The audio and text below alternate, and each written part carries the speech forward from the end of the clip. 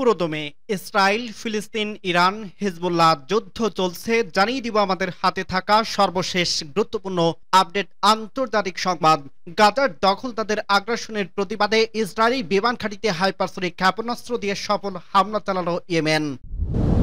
জানিয়ে দিব এবার মার্কিন কংগ্রেসের সদস্যরা বললেন ইসরায়েলকে থামতে হবে। আরো জানিয়ে দেব ইয়েমেনের বেসামরিক নাগরিকদের হত্যা করছে ওয়াশিংটন। পশ্চিমা বিশ্লেষকরা ইয়েমেনের অজানা শক্তির কথা স্বীকার করছেন। এবং আরো জানিয়ে দেব গাজায় নতুন ইসরায়েলি হামলার নিন্দা জানালো বাংলাদেশ। এবং আরো জানিয়ে দেব ইয়েমেনের যেসব হামলা চালাচ্ছে তাতে ইরানের হাত নেই বলছে ইয়েমেনের পররাষ্ট্রমন্ত্রী। সর্বশেষ জানিয়ে দেব ট্রাম্পের আহ্বান উপেক্ষা করে তেল স্থাপনায় হামলা চালিয়েছে ইউক্রেন বলছে রাশিয়া।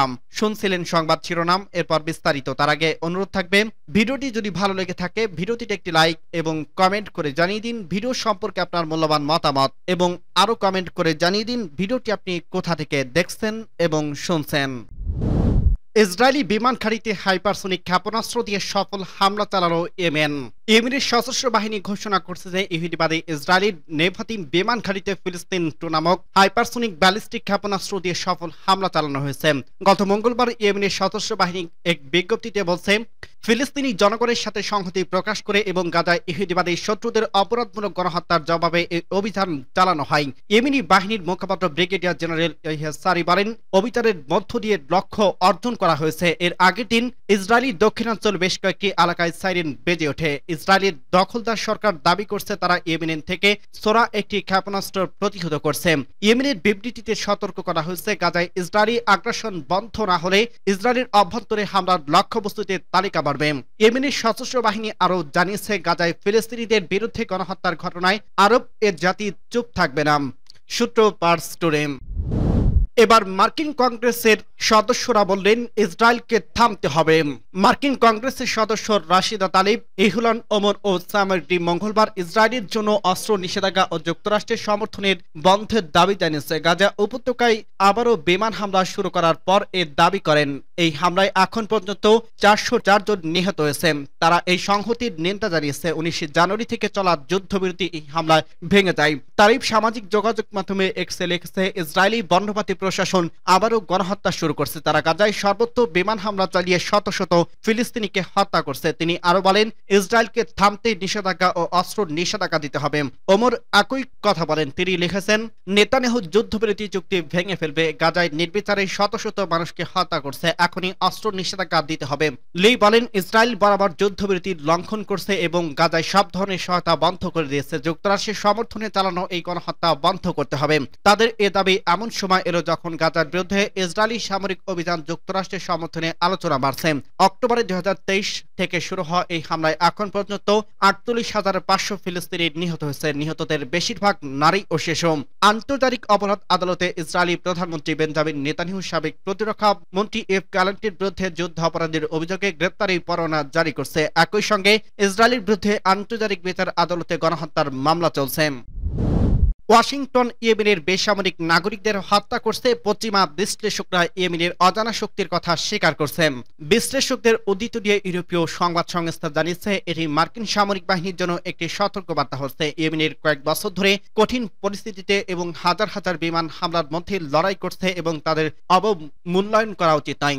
সাম্প্রতিক দিনগুলোতে মার্কিন প্রেসিডেন্ট ডোনাল্ড ট্রাম্প শিপিং ডেন মুক্ত করার অজুহাতে দেশটির সেনাবাহিনীকে ইয়েমেনের আক্রমণ করার নির্দেশ দিয়েছে। এ প্রসঙ্গে মার্কিন যুক্তরাষ্ট্র বারবার তার আক্রমণাত্মক কর্মকাণ্ডের মাধ্যমে ইয়েমেনকে লক্ষ্যবস্তু করছে। আমেরিকান কর্মকর্তাদের দাবির বিপরীতে এসব হামলার ফলে কেবল বেসামরিক নাগরিক নিহত হচ্ছে এবং ইয়েমেনি সশস্ত্র বাহিনীর সক্ষমতাকে তারা দুর্বল করতে পারেনি।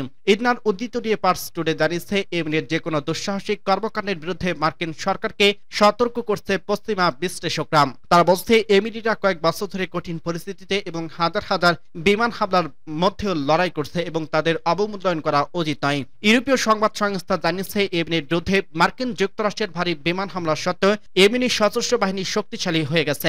সংবাদ সংস্থা এএপি জানায় উত্তর ইয়েমেনের পাহাড়ি অঞ্চল নিয়ন্ত্রণকারী ইয়েমেনিরা সৌদি নেতৃত্বাধীন আন্তর্জাতিক জোটের এক দশকের যুদ্ধের সময় সজ্জিত ছিল। গাজার যুদ্ধ শুরু হওয়ার আগে তারা সৌদি আরবের সাথেও শান্তি আলোচনায় বসছিল, কিন্তু ইয়েমেনি সশস্ত্র বাহিনী মোকাবেলায় মার্কিন সামরিক বাহিনীর সামনে এ চাঞ্চল্যগুলি রয়েছে সে সম্পর্কে কেমব্রিজ বিশ্ববিদ্যালয় গেরার্ড কলেজের পরিচালক এলিজাবেথ কোন্ডাল ইউরোপীয় সংবাদ সংস্থাকে বলছে, আমেরিকা ইয়েমেনদের অবমূল্যায়ন করা উচিত নয়, কারণ তারা অটল ও শক্তিশালী যোদ্ধা, তারা সহজে পরাজিত হবে না। সাম্প্রতিক মার্কিন হামলায় শিশুসহ 53 জন নিহত এবং 98 জন আহত হয়েছে।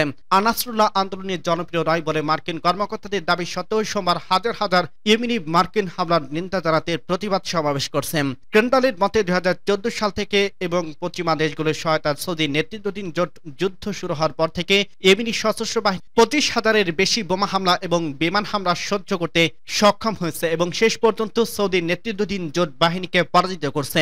গাজার যুদ্ধ শুরু এবং গাজার ফিলিস্তিনিদের প্রতি আনাসরুল্লাহর সমর্থনের পর থেকে ইয়েমেনের মার্কিন যুক্তরাজ্য এবং ইসরায়েলকে ব্যাপক বিমান হামলার লক্ষ্যবস্তুতে পরিণত হয়েছে এবং এখনই এই হুমকির মুখে শক্তিশালী হয়ে উঠতে সক্ষম হয়েছে। পশ্চিমা বিশ্লেষকদের মতে ইয়েমেনি সশস্ত্র বাহিনীর অবিচলতার পাশাপাশি তাদের অস্ত্রের বিশাল ভান্ডার শত্রুদের জন্য একটি বিরাট চ্যালেঞ্জ। আটলান্টিক কাউন্সিলের থিঙ্ক ট্যাঙ্কসের বিশেষজ্ঞ অ্যালেক্স পালস্টাইন এএপিকে বলছে, ইয়েমেনি অস্ত্র শনাক্ত করা এবং ধ্বংস করা খুবই কঠিন, যার মধ্যে তাদের মোবাইল রকেট লঞ্চার রয়েছে। ইয়েমেনিদের শনাক্ত অবস্থানের কারণে ইয়েমেনের দুর্গম ভূখণ্ডে তাদের অস্ত্র সজ্জিত ও সংরক্ষিত আছে। তিনি আরো বলেন, গোয়েন্দা সূত্রগুলি হয়তো দাবি করছে যে ইসরায়েলি অভিযানের পর হামাস এবং হিজবুল্লাহ দুর্বল হয়ে পড়ছে, যার মধ্যে গুপ্ত হত্যার অভিযানের অন্তর্ভুক্ত, এবং হুতিরা কার্যত অক্ষত রয়ে গেছে এবং মোটেই দুর্বল হয়ে যায়নি। গাজায় নতুন ইসরায়েলি হামলার নিন্দা জানালো বাংলাদেশ। যুদ্ধবিরতি চুক্তি তোয়াক্কা না করে ফিলিস্তিনি গাজা উপত্যকায় ইসরায়েলি বাহিনীর নতুন হামলার তীব্র নিন্দা ও প্রতিবাদ জানিয়েছে বাংলাদেশ। বুধবার এক বিবৃতিতে প্রতিবাদ জানিয়ে বলা হয়, গাজা উপত্যকায় ইসরায়েলি সামরিক বাহিনী হামলায় পুনরায় শুরুর বিরুদ্ধে কঠোর ভাষায় নিন্দা ও গভীর উদ্বেগ জানাচ্ছে বাংলাদেশ। যে হামলার কারণে নারী, শিশু সহ বেসামরিক মানুষের ব্যাপক প্রাণহানি ঘটছে এবং ইতিমধ্যে মানবতার অবস্থার মধ্যে থাকা এই অঞ্চলে আরো বাজে পরিস্থিতির দিকে নিয়ে যাচ্ছে। বিবৃতিতে বলা হয়, নতুন এই হামলার চক্র আন্তর্জাতিক মানবিক আইনের স্পষ্ট লঙ্ঘন এবং যুদ্ধবিরতি চুক্তির সাংঘাতিক অবহেলা। যুদ্ধবিরতির মেয়াদ বাড়ানোর চেষ্টা ভেস্তে দিয়ে মঙ্গলবার ভোরে গাজায় বিমান হামলা চালায় ইসরায়েলি সামরিক বাহিনী, যাতে 4 শতাধিক মানুষের প্রাণ যায়। এরপর গত রাতভর এবং আজ সকালে হামলা চালানো হয়। ইসরায়েলি দাবি, তাদের এই হামলার লক্ষ্য ছিল হামাস, যদিও নিহতদের বেশিরভাগই নারী ও শিশু ও বয়স্ক মানুষ। নতুন করে হামলার শুরুর নিন্দা জানিয়ে এক বিবৃতিতে বাংলাদেশ সরকার বলছে, ঘনবসতিপূর্ণ বেসামরিক এলাকায় দখলদার ইসরায়েলি বাহিনী নির্বিচারে বোমা হামলা স্পষ্ট নিন্দা জানাচ্ছে বাংলাদেশ।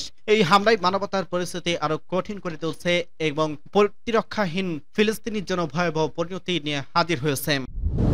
ইয়েমেনের যেসব হামলা চালাচ্ছে তাতে ইরানের হাত নেই, বলছে ইয়েমেনের পররাষ্ট্রমন্ত্রী।